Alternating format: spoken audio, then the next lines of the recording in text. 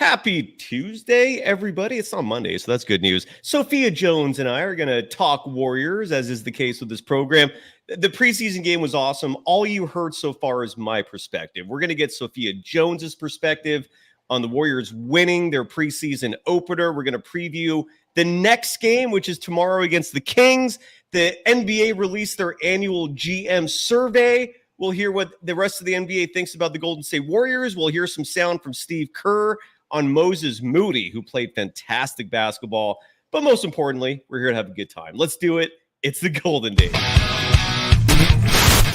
They always find something to nitpick, and that's because there's expectations for us to win. It was a pretty crazy night. Woo! Let's go. In a minute, I'ma need a sentimental man or woman to pump me up. Come on and break me off. 'Cause I get what I want and I like what I see. If you got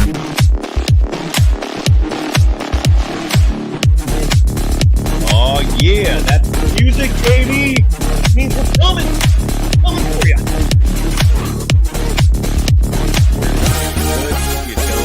House.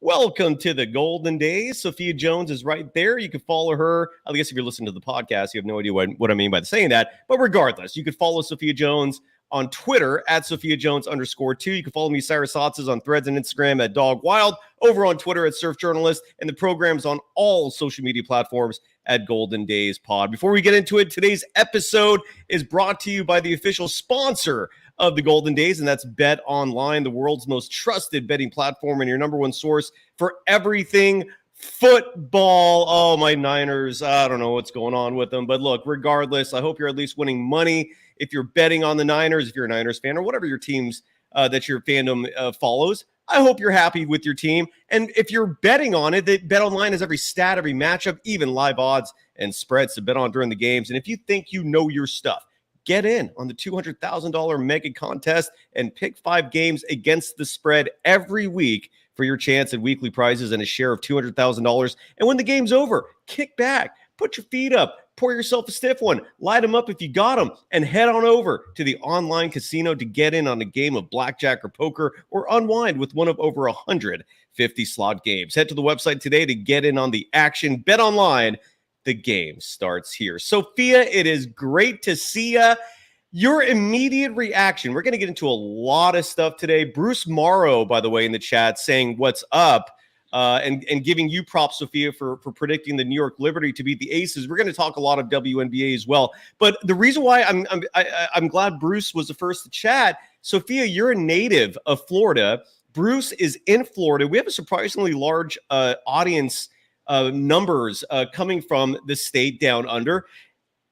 I just want to express my sympathies. Like, that is insane what's going on. 2 weeks ago, a hurricane hits. Now we've got this monster that's gearing towards the Tampa, Sarasota area. Sophia, is your family okay? Any thoughts on Florida and the residents there? And how are you doing? Good to see you. Yeah, just, it's really unfortunate. The hurricane season has been pretty bad, especially for the Tampa area and just the Gulf in general. But I mean, prayers going to everyone that might be affected. For me, I'm in Miami, so I'm a little bit outside of the forecast cone. So maybe just a little wind and rain. Probably go if you're in Florida, we'll probably go to Publix and get a hurricane cake, if anyone knows what that is. I don't know what that is. Can you enlighten me? So Publix is like our local grocery chain, and every time there's a hurricane, people just go to Publix and you get yourself a cake and then just plan on staying and sheltering in, lighting some candles for if you lose power. But yeah, that's kind of a little bit of a tradition. Ooh, that is crazy. And Bruce Morrow in the chat saying that he's about to go to a shelter. He's based in the Tampa area. So our thoughts are with you. I hope you end up being okay. I hope this hurricane weakens and maybe it veers off course. Here in California, we're dealing with one of the most brutal heat waves I've ever experienced. We got residents in San Francisco where they don't have air conditioning, dealing with like a week straight now of 90 to 100 degree weather. It is brutal what's going on in this world. And that's why hopefully you tune in here so we can provide you with an escape. We're talking hoops, we're talking Warriors, Valkyries, WNBA. And to get back on track here, Sophia, what was your immediate reaction to the Warriors winning that preseason opener? It was a feel-good win. Again, it doesn't count, but it's a million times better to have that positive energy, the confidence, the momentum that comes with a win versus losing a game like that. What was your reaction? Essentially what you said. With preseason, you can never really look into it very much. Sometimes it doesn't really serve as the best barometer for how the season is going to turn out. But a win is a win at the end of the day, and especially winning on a 3-point buzzer is another thing. To just have everyone in that locker room feeling really nice, which is something that cannot be emphasized enough. 100% agree with you there. And again, the Lindy Waters game winner, Lindy Waters, again, whose contract is not guaranteed. So in theory, if the Warriors decide that his roster spot is better suited for someone else, they could cut him. So he's playing for a spot, like he's playing for his career essentially. And so far, so good. I mean, one game down, you've not done a thing to hurt your chances of making this team. And if he can consistently play like that, Matt-owned. I mean, the Warriors just found themselves a gem. And as I said on the show Saturday night, and I'll repeat it again, Mike Dunleavy Jr., bravo for making that trade. If this pans out, it's just one game, but still, so one down, one very good. But the second best player, in my opinion, from that game was Moses Moody, who also had a fantastic game. The Warriors did not shoot the ball well, period, in that game, especially though from beyond the arc, from the 3-point line. Moses Moody and Lindy Waters were the exception to that. And the media had a chance to catch up with Steve Kerr a couple days later and ask him about Moses Moody's performance and where he stands on this team right now. Just to really quickly summarize what Moody did in that preseason opener, he was 2 of 5 from beyond the arc, 4 of 5 from the field, made both of his free throw attempts, finished with 12 points, a plus 14 in net rating. Probably the most important stat. The team was just thriving when he was out there. And his role on this team remains undetermined. You know, when he came into the game on Saturday, he was part of the third unit. I hope his performance helped him move up in terms of his place on this squad. And let's hear from Steve Kerr. He's the man who makes all the decisions. This is courtesy of 95.7 The Game, the flagship radio station of the Golden State Warriors, and props to them for getting this soundbite. This is Steve Kerr talking about Moses Moody and his role currently on the team. It's a numbers game. And so the only thing any of these guys can do is go out and have a great camp and make it really hard on us as decision makers. And Moses is having a great camp, and he's playing great. So all he can do is keep doing what he's doing. It was a short and sweet clip, doesn't reveal much. I think Moody played himself into a much bigger role. I've said this before, and I'll say it again. If it's up to me, he's your starting shooting guard. When you factor in Steve Kerr's preferences, that's why I ultimately say I think Wiggins should be the 2, just when I factor in Steve Kerr's loyalties and who he likes. But I personally want Moses Moody as a starter. I hope this was just a sign of things to come. Sophia, your thoughts on Moses Moody and Steve Kerr's comments?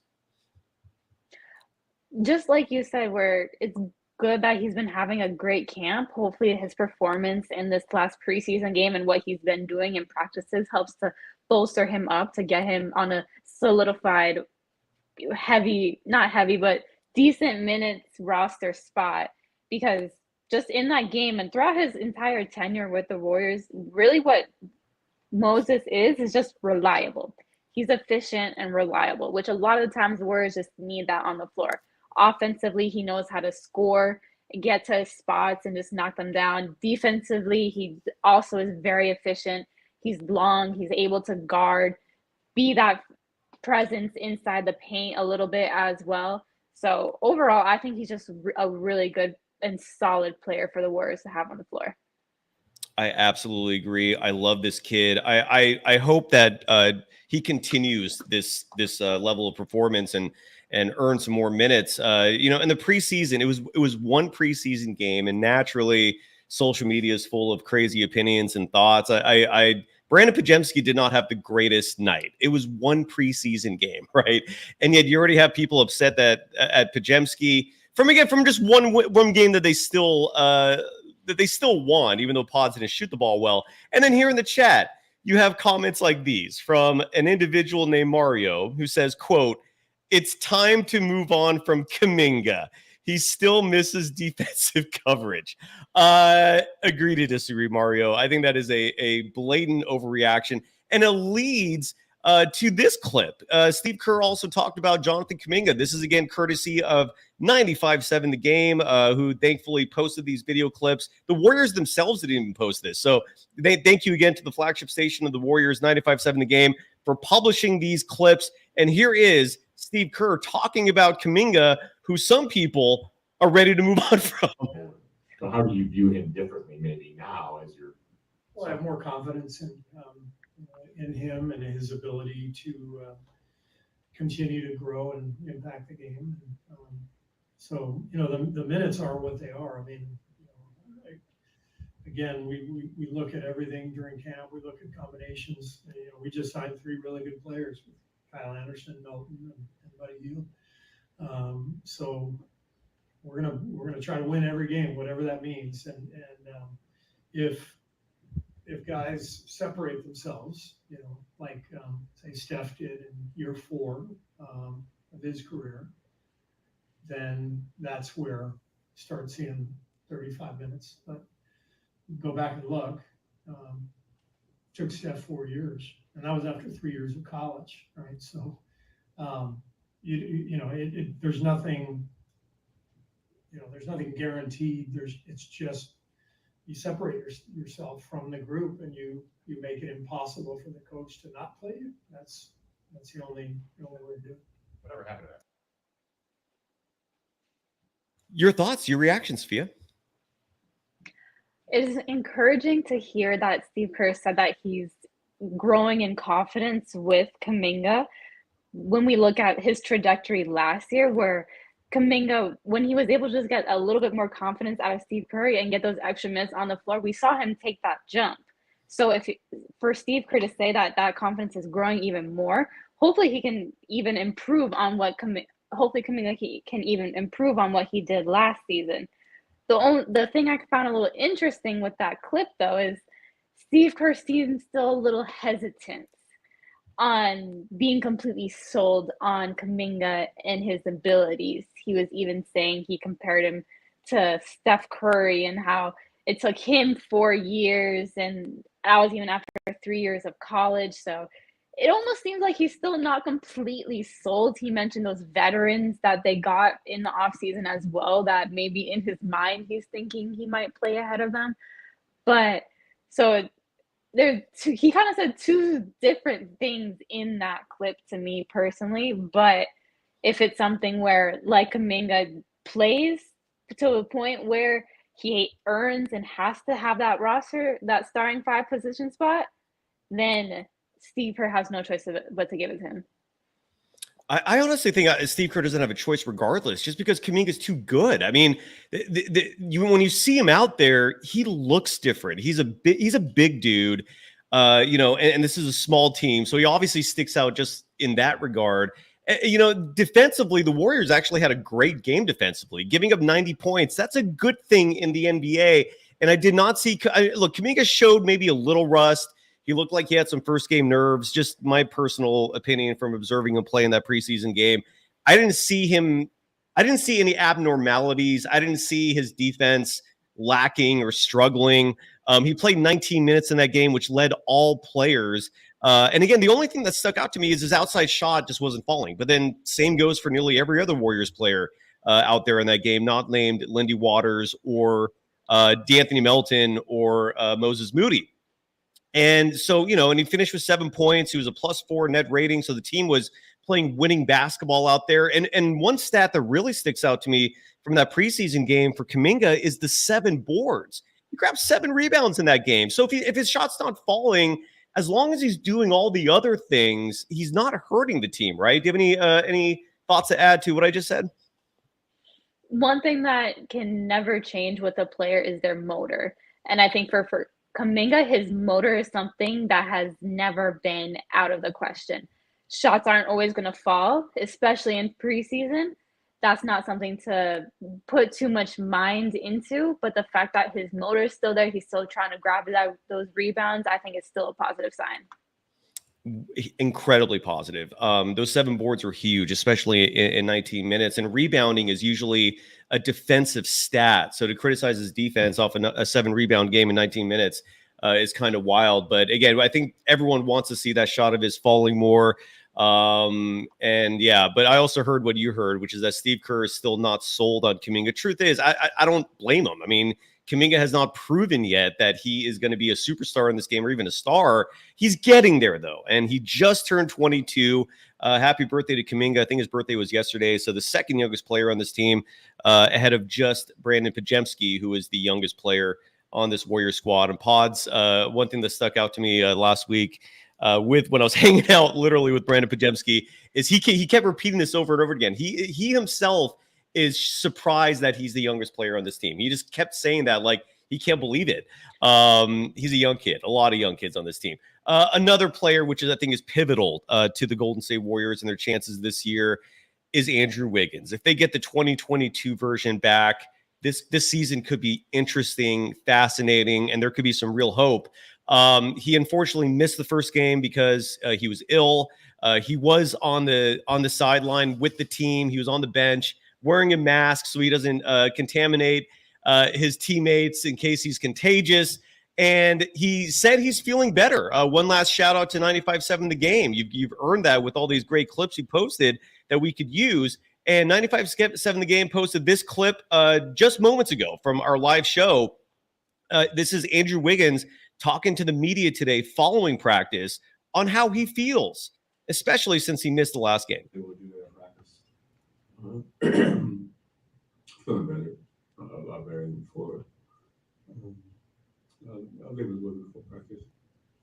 Steve said, you'll be able to play tomorrow because obviously you have more practice. Do you have an expectation for Friday or Sunday, anything like that? Not exactly, not yet.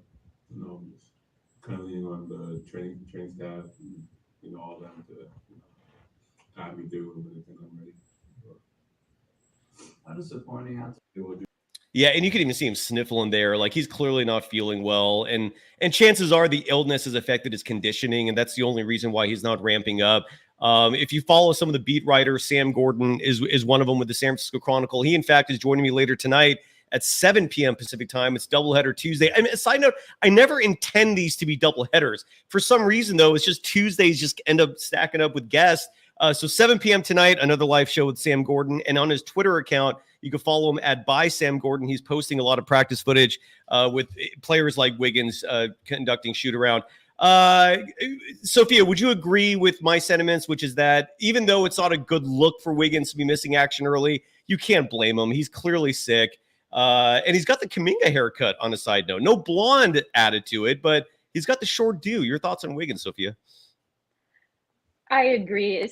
It's preseason, especially when you're feeling under the weather. There's no need to exacerbate yourself trying to prove anything. He clearly sounded a little bit under the weather in that clip. He gave the typical media-trained answer about, oh, I'm not sure when I'm going to come back. I'll just lean on the training staff. But yeah, I think that with Wiggins, there's not that much to really worry about. Hopefully he just drinks his fluids and gets better soon. Exactly. Flush that crap out, whatever it is that he's dealing with. So again, the Warriors resume preseason action tomorrow. They're in Sacktown to take on the Kings. We're going to shift gears here and talk about the NBA's GM survey, which they reveal annually every year. It's an anonymous survey that's conducted by numerous NBA GMs just to get a feel for how the front office folks look at the landscape in the NBA and specific players, executives, coaches, and so forth. Before we get into that, Sophia, because I know you did some research on that, has anything stuck out to you in terms of overall preseason action? It's on. NBA basketball is back. We've already seen LeBron and his son play basketball together. John Morant, watching him play basketball for the first time since January was fascinating.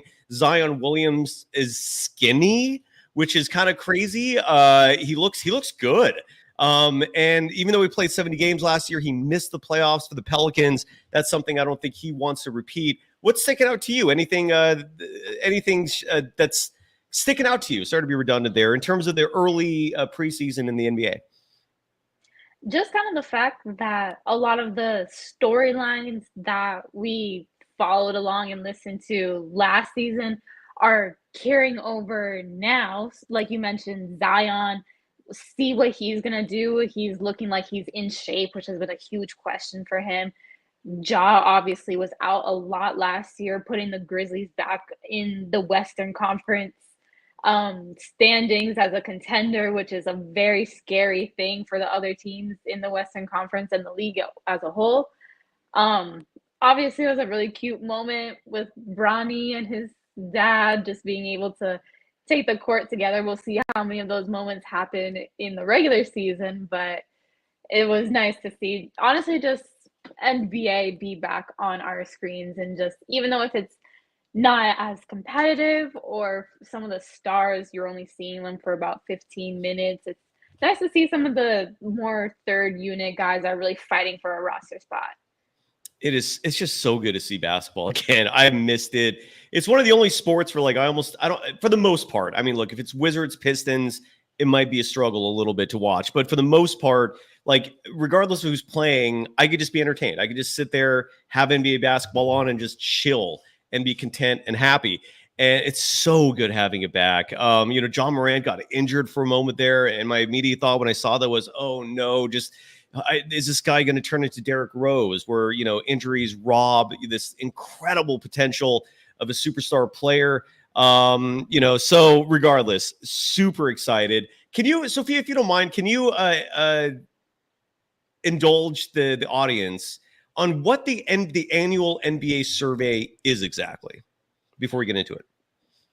Yeah, it's just an anonymous poll that they have a bunch of superlatives that they send out to different GMs, and they vote on these different things. And it's just, like you said, it's interesting to take the temperature on what some of these other teams are thinking. And there are always some surprises in there. So it's just a little fun thing that creates conversation.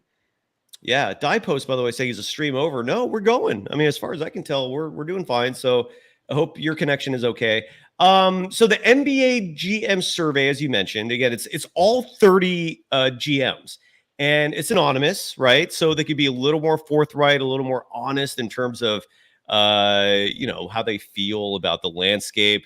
What you picked out specifically survey questions that reference the Golden State Warriors. Am I correct on that? Like can you take over and take the lead on some of the survey results that involve the Golden State Warriors? Questions included like, who do you think is going to win the championship? Who do you think the best coach is? So forth. Take it away, Sophia. Like what were some of the ones that included the Golden State Warriors? One of the ones was that they predicted the Warriors to finish 8th in the Western Conference, maybe around the range that we can probably expect, not having seen this new team play very much. Steph Curry got a decent amount of love, I felt like, from these polls. He got number 2 in which player forces opposing coaches to make the most adjustments. Who was one? Sense. Luka Doncic. Okay, yeah, all right. Yeah. Steph, he got number 3 for best point guard behind Luka and Shai Gilgeous-Alexander, which Please. I found that was interesting. Yeah, interesting and dumb. Sorry, go ahead. But Steph also he was voted the best pure shooter, and he got 87% of the vote, which, I mean, there's no other competition in that one. No. And again, it makes me wonder who got the other 13%. I'm trying to find that stat, unless you have that in front of you. But how do you not vote for Stephen Curry being the best pure shooter in the NBA? That's insane. I'm trying to find that. This survey is huge. So It's very extensive. it is. They ask a lot of questions. Anyways, continue on while I try to find that. Go ahead. For more Steph stuff, because he was the most mentioned Warriors person as a whole, as expected. But he also got voted, he was best moving without the ball, which I feel like we can all see it's very evident. Best leader as well. Ooh, Yes. good. And most likely, or who you want to take the shot at the end of the game, which I think that's a great question as well. He got voted most likely to do that, which I feel like, especially after we saw him at the Olympics this past summer, that's a no-brainer. Those are some of the most insane shots I've ever seen. Absolutely. And he's the reigning clutch player of the year. That makes sense. I found that stat of the 30 GM surveyed, they were asked which player is the best pure shooter. Stephen Curry got 87% of the vote, as you mentioned. Last year he got 90, and the other players that got votes include Kevin Durant. I mean, better. Luke Kennard. Are you crazy? Trey Murphy the third. Are you on drugs that are killing your brain? And then Klay Thompson. I mean, better than Steph, though. That's just crazy. And again, that means there are 13%. What is 13% of 30? Because what is that, like 4? So 4 of the 30 NBA GMs basically have no clue what they're talking about. That's what I see from that. And you mentioned as well that which player is the best at moving without the ball. Stephen Curry got 83% of the vote there. Last year, that went up. Last year, he was 73%. The other people getting votes for that, Desmond Bane, what?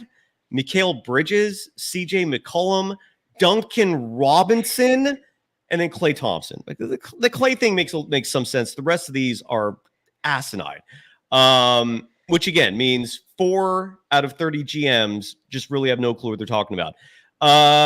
Best leader. I love that he won that, man. That is really cool. He got 33% of the vote there.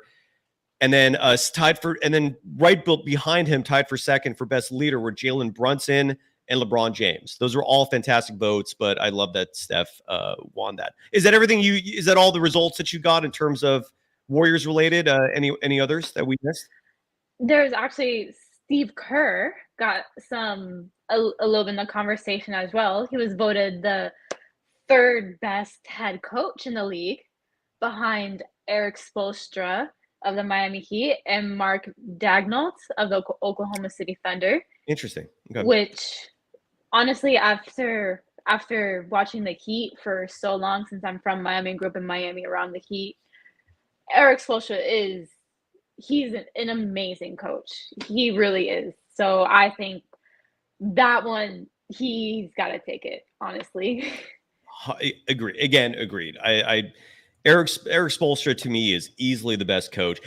How would you vote? How would you vote for that? If you don't mind me putting you on the spot, Sophia, if you had to do a top 5 of the 5 best coaches in the NBA, ranked in order from best to 5th best, how would you vote for that? Like, who are your 5 best coaches in the NBA right now? I'll answer that myself, but I'm curious to know who you value as coaches. Sorry to put you on the spot there, but I know you. Yeah, no. I think definitely number 1, got to give it to Eric Spoelstra. I think I agree with OKC's coach as well. Having the number 2 spot, the way that he was able to really turn that team around this past season is something that we don't typically see in the NBA. Gotta throw, I feel like, Mike Brown in there as well. Ooh, like it. Sacramento Kings. I don't really know where he would fall in the order, but I feel like what he's been able to do with the Kings as well, turning them from a team that was never really in the conversation to not as much this past season, but the year before, he was coach of the year. He had them in the playoff conversation. So definitely got to include Mike Brown in there, I feel like, as well. And I'll put Joe Mazzulla in there as well. Ooh, just okay. because with that Celtics team, you look at the entire roster, and while they do have their superstars like Jason Tatum and Jaylen Brown, the way that he was able to make other players like the Drew Holidays and the Derek Whites produce and fit so well into their roles to have them be such a dominant team this past season and win the championship, I think he has to be in that conversation as well. I love your list. I absolutely like it. And the only names that I would add to that in terms of the best coaches in the NBA, I'll try to put this in order. I 100% agree with you. Eric Spoelstra, hands down number one, and in all likelihood, Team USA's reins will be handed to Spo very soon. They haven't announced who's going to take over for Kerr in terms of leading Team USA yet on the men's side, but Spo is probably the heavy favorite to take that over. In terms of top five, again, Dagnall got number 2 in the survey. I don't object to that. I know you said that as well as a selection. I have no problems with that. My number 3 might be a little weird. I don't know if you folks will agree with it, but I think he's a fantastic coach, and that's Willie Green of the Pelicans. I think if you gave him, like, if, for example, if you had 2 teams playing against each other and it came down to who was the better coach, I think Willie Green's out coaching most other coaches in the NBA. I think he's a fantastic head coach. Eric Carlisle is a great head coach of the Indiana Pacers. I know can be a little rigid.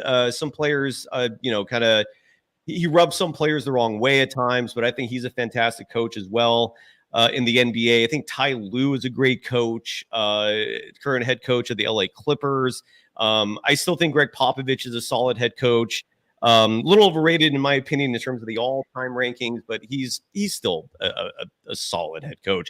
And then the guy that I think is going to make some noise this year in terms of being a head coach, and if this is my number 5, this is what it'll round off as. And that is the head coach of the Rockets, Ime Udoka. I don't know how I don't think the Rockets win 41 games last year if he's not the head coach. And he gets the best out of his players. He gets the most out of his players. I don't object to Mike Brown. Mike Brown is also in the discussion as well. And then somewhere in the middle will be Steve Kerr for my ranking. Did I forget anyone as well? And Mario giving you some love, saying you would be a great future coach. I would not object to that. Genji Gawk in the chat saying Jason Kidd. I don't know if he's like a top 5. I mean, he's not a bad coach either. Nick Nurse, fair. Bruce Morrow, that's a good one. I respect that. He also won a title as well. And then B40 writing that Terry Stotts as the assistant for the Warriors was huge as well. Die Post bringing up JJ Redick. He hasn't even coached the game yet, so I can't analyze him. Any final thoughts on coaches before we move on, Sophia? Anybody that you feel like we've missed, or was my list crazy? Your final thoughts? I feel like we covered the majority of the heavy hitters. I do think that as a common consensus, it has to be Eric Spoelstra as the best coach in the NBA. Easily. The way that the Miami Heat, with their Heat culture, just managed to somehow take a roster of most players that people are unfamiliar with and be a contender, and even in the finals these years, has been a sight to behold.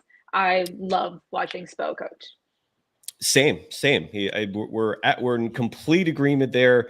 Spo, in my opinion, is easily the best coach. Bruce Morrow saying Willie Green did not make adjustments in the playoffs last year. He didn't have Zion Williams. What adjustments did you want him to make? Let him have the best player on his team, and then let's judge him in that regard. But when you don't have your best player, it's really hard to make adjustments. Some other GM results real fast here, and then we're going to shift to the WNBA to wrap things up. The GMs picked the Boston Celtics as their favorite to win the championship, in this case to repeat. They will be the first team to repeat as a world champion since the Golden State Warriors in 2018. So the Celtics got 83% of the vote, which is a very high number. The only other team to receive a vote for winning the title are the OKC Thunder. And there were 2 other teams, I'm sorry. The OKC Thunder got 13% of the vote, And then the Dallas Mavericks got one single vote out of the 30 GMs. That's kind of wild. I mean, I feel like I feel like the Minnesota Timberwolves were disrespected. I feel like the New York Knicks were disrespected. I think the Sixers have a decent shot. Any omissions there? Anything that stuck out to you in terms of the GM survey and who's going to win the title this year? I feel like for the Boston Celtics, it will be much more difficult for them to repeat this year, because when you look at their path to the finals last year, it was one of the easiest routes we've seen recently. They played against an 8th seed Miami Heat that didn't have many bodies. Then they went up again, and they also faced the Pacers, who they were depleted as well. They played the Sixers, who were depleted. It's just, they had a very easy path to the finals. And when you look at how they played against Dallas, who had a very tough path, I think that will be a little bit more up in the air this year, especially with some of these other teams like the Mavericks getting better with the addition of Klay Thompson. So I think that teams like that, even with Nikola Jokic on the Nuggets, I don't think you can ever exclude them from the conversation as well. The New York Knicks, like you mentioned, they got better. So there are a lot of teams that got better throughout the league, and the Celtics didn't make many offseason moves. They were already a very strong team, so they didn't necessarily need to desperately.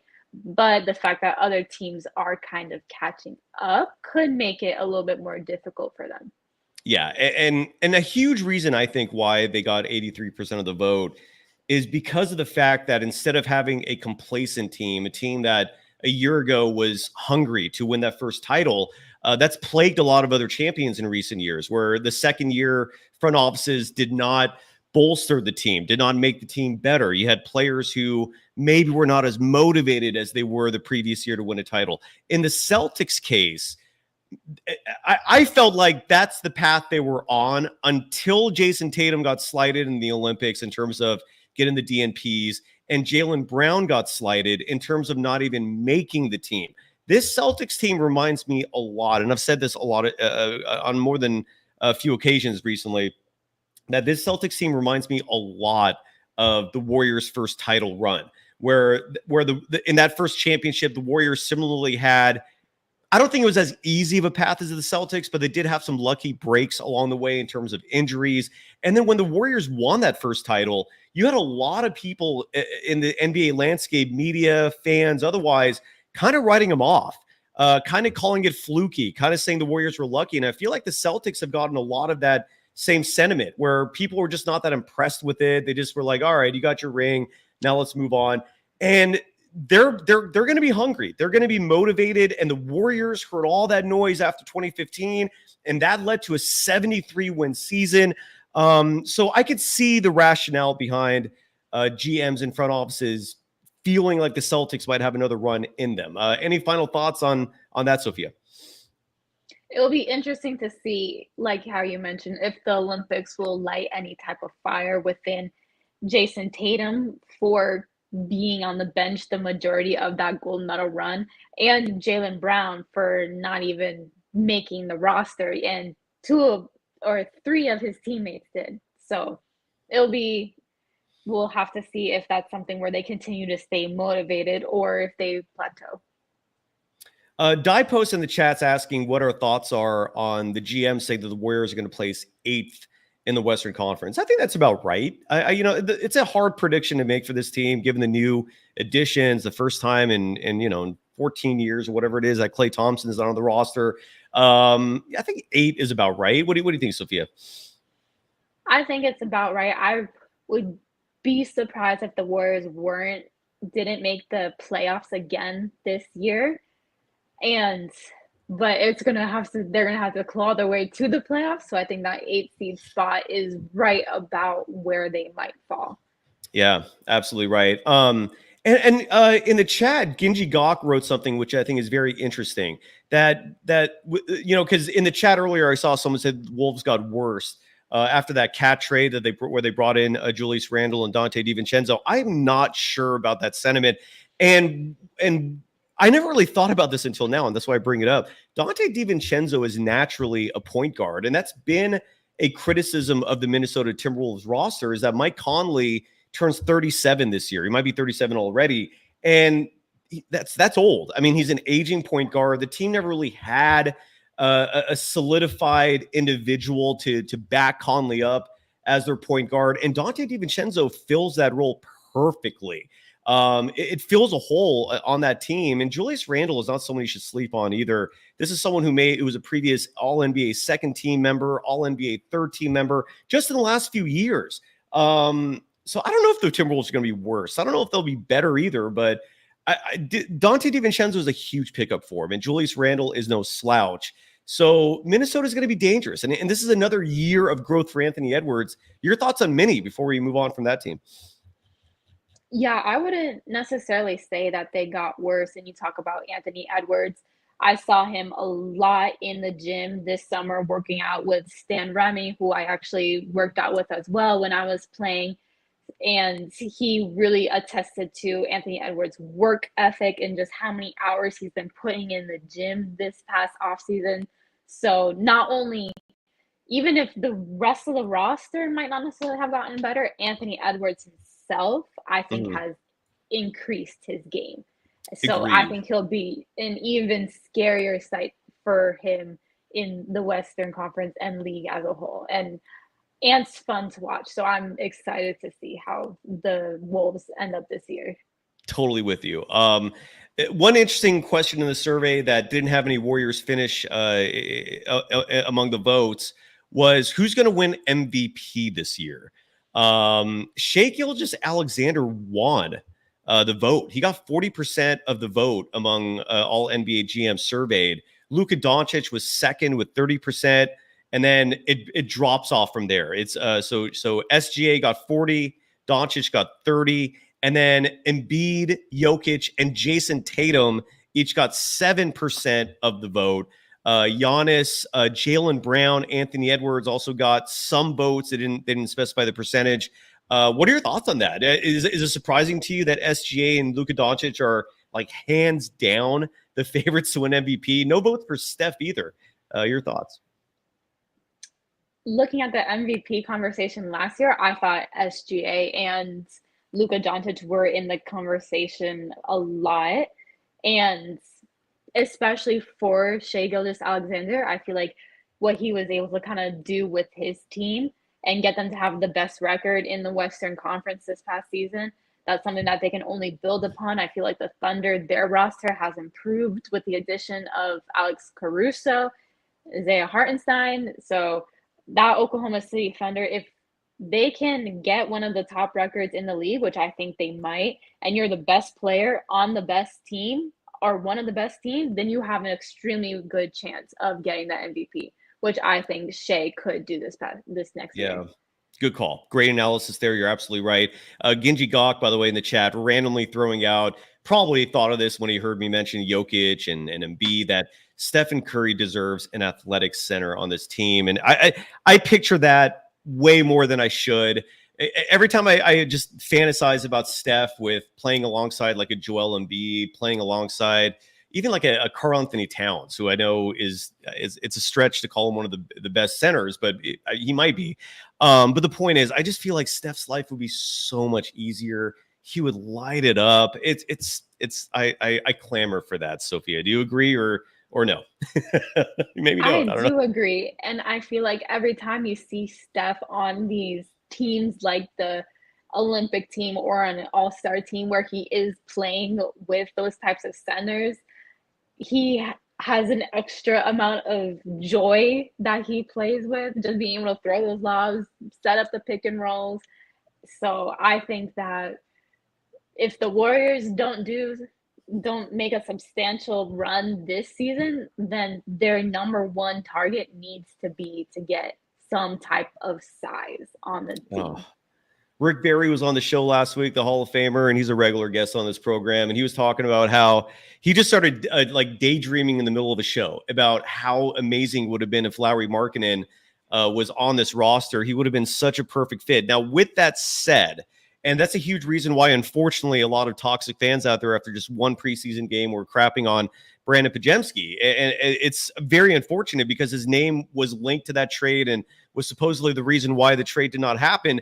But then I see this report over the weekend that the New York Knicks reportedly had reached out to the Utah Jazz and proposed the trade for Walker Kessler, the Utah Jazz's current starting center. Good big, not great, but he's serviceable. You know, he does the job. But Danny Ainge wanted 2 first-round picks in any deal for Walker Kessler. Walker Kessler was like the 28th pick in the first round of the draft. Again, he's a solid big. He can play, but he's not a stretch big. He can't shoot the 3, and he's not enough. I don't know if he'll ever make an all-star game. But that's the price that Danny Ainge is asking for. He's a madman. I don't think anyone can make a deal with him if that's the asking price. When I heard that, I was like, you know what, dude, that Lowry thing, he was just probably jerking the Warriors around. It was never probably that realistic. I don't know. Any thoughts on that before we move on from the subject? Yeah, the Warriors seem to have struck out on a couple of trade opportunities that they tried to negotiate and they fell through this past offseason. If this was one of them and it's correlated to the fact of this Knicks deal, then it kind of makes sense why the deal didn't transpire. Yeah, absolutely. A few more GM survey questions and answers that stuck out to me before we wrap things up with WNBA discussion. One of the questions, and I love this one, which is that, and this is just me. The question is, if you were starting a franchise today and could sign any player in the NBA, who would that player be? And the winner was obvious, right? It was Victor Wembanyama. He got 77% of the vote. Nikola Jokic, who last year got 33% of the vote, that went down to 10. He got 10% of the vote. Shai Gilgeous-Alexander got 10% of the vote, and Luka Doncic got 3%. That's it. Those 4 players were the only ones that got votes for which player would you start a franchise with. If you take Victor Wembanyama out of the equation, Sophia, who would you vote for? Because I feel like Wembanyama is such an obvious first pick. But if you take Victor out, who would you start a franchise with, Sophia, and the entire NBA landscape? Do you agree with the GMs who picked either SGA, Jokic, or Luka, or is there someone else that was not mentioned?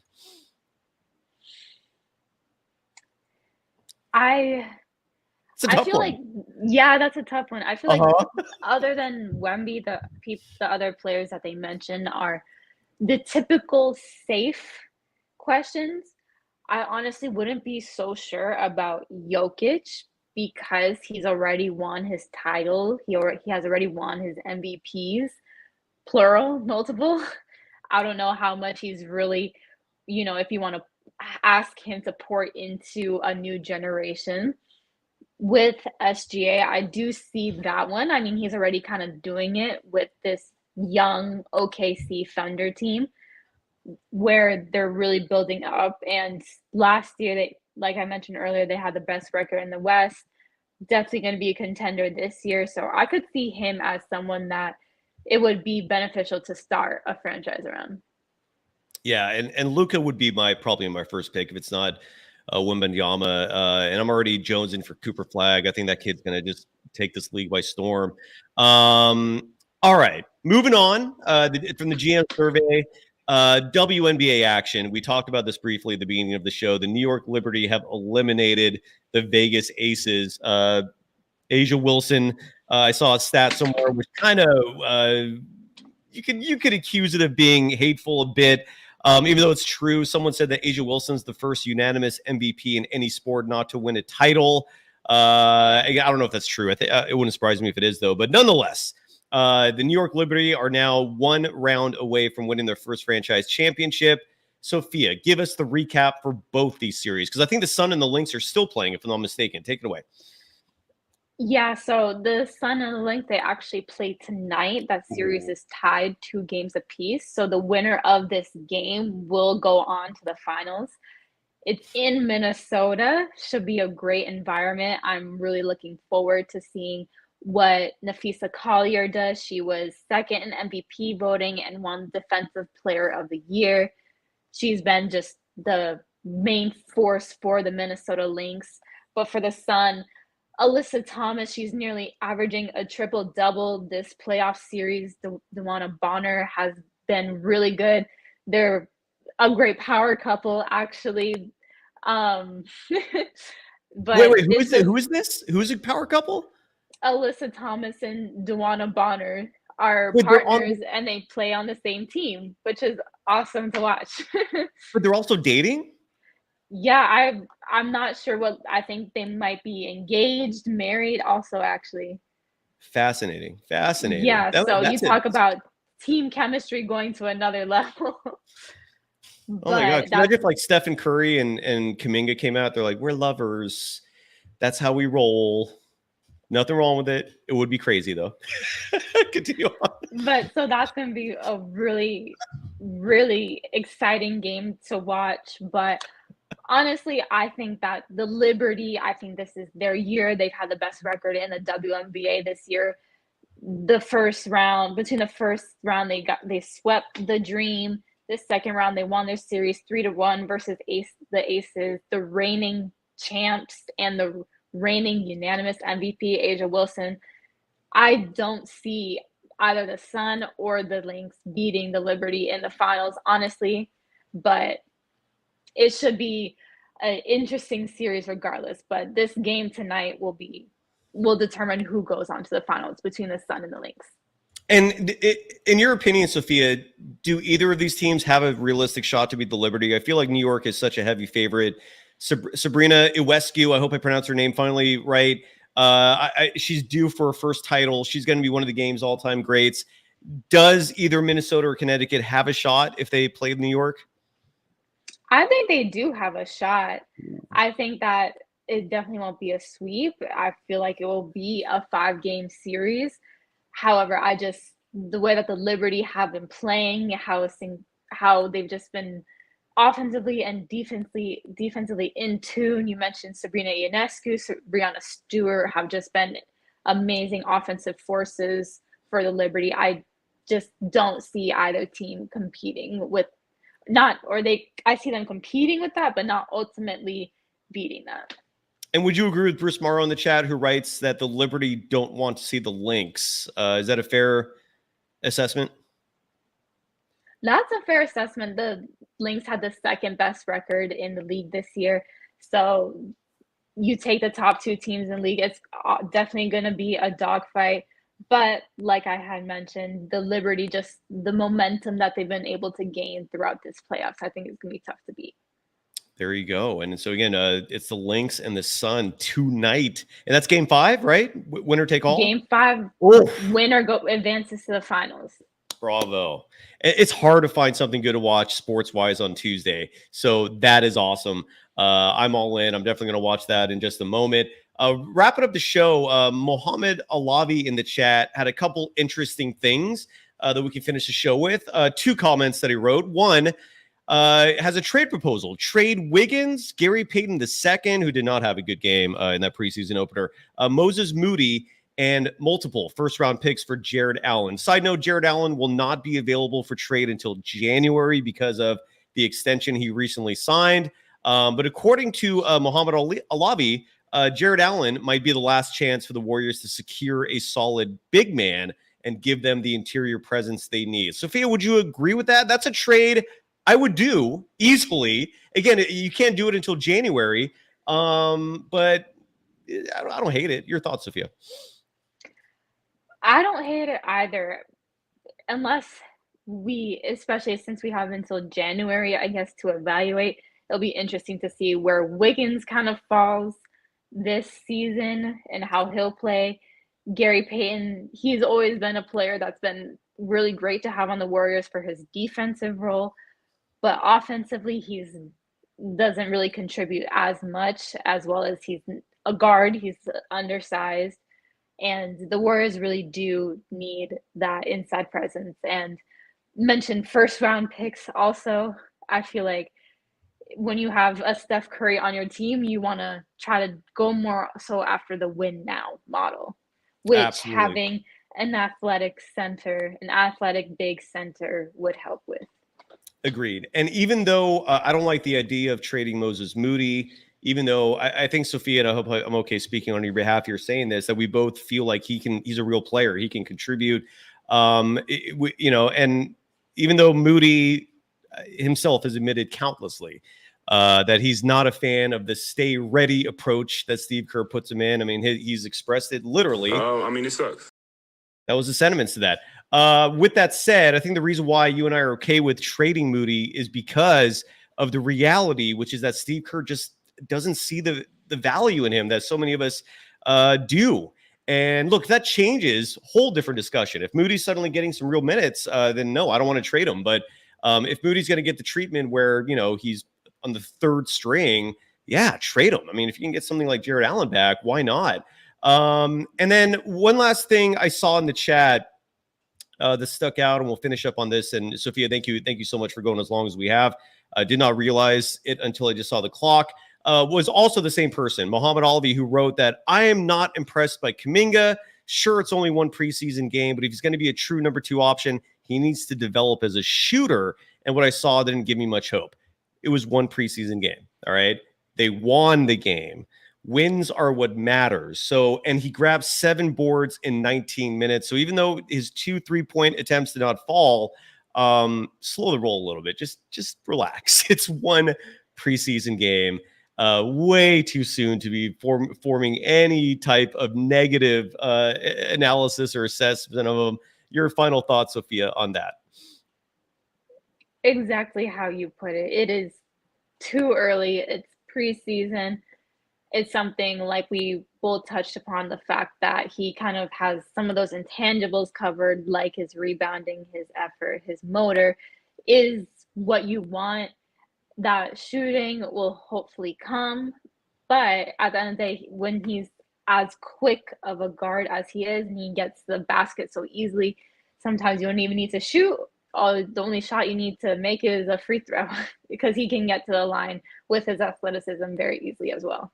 Great call, because he was, I think he was number 2 on the team last year in free throw attempts.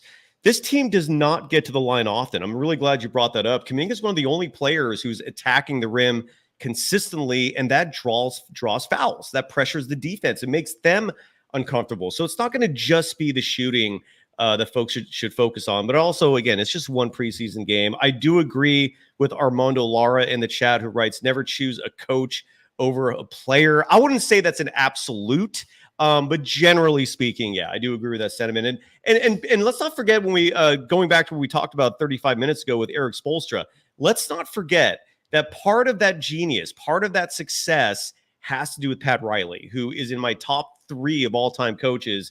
And Spo's Pat Riley discipline, like that's who he learned from. So it's not surprising to me that Erik Spoelstra is the great coach that he is.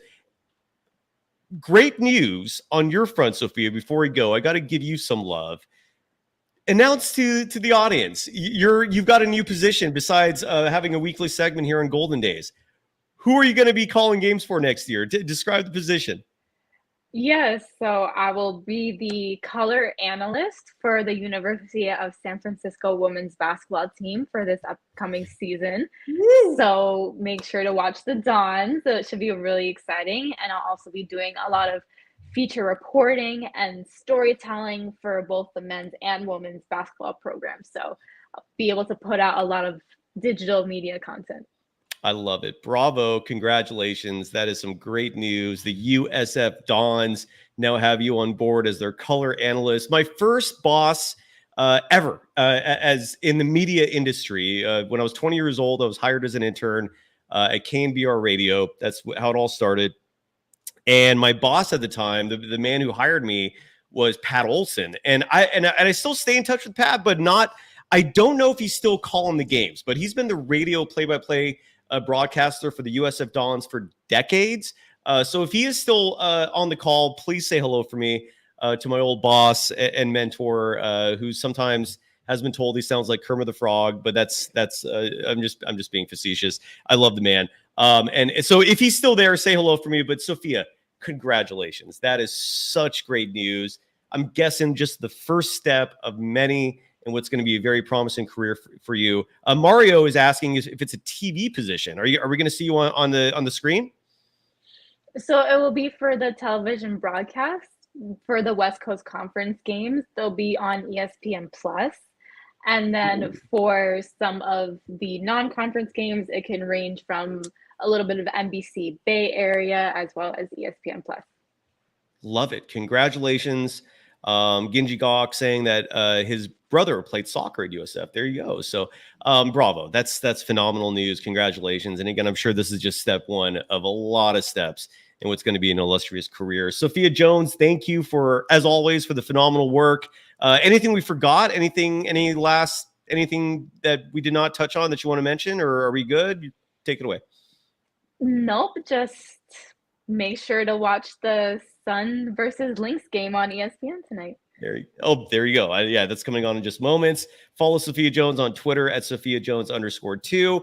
Thank you to the audience as always. And we're back at this in a little less than 3 hours. Sam Gordon, of the San Francisco Chronicle is joining the program. He's going to give us an update. He's been at all the practices, so we'll get some inside information from Sam.